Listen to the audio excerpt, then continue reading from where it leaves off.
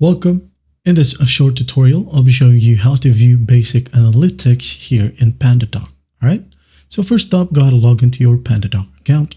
And once you're in here on your dashboard, go ahead over to Documents. Okay. Open up any document that you wanted to view the analytics. Just click on it, wait for it to load. Now, once it loads, go ahead over to the right panel.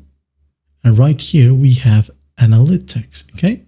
Just click on it. And as you can see here, we have the recipient analytics.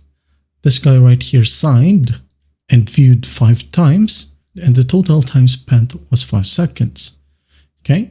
Last viewed in less than a minute, and downloaded no, because this guy right here probably didn't click on the download button right here or the download button right here at the top right.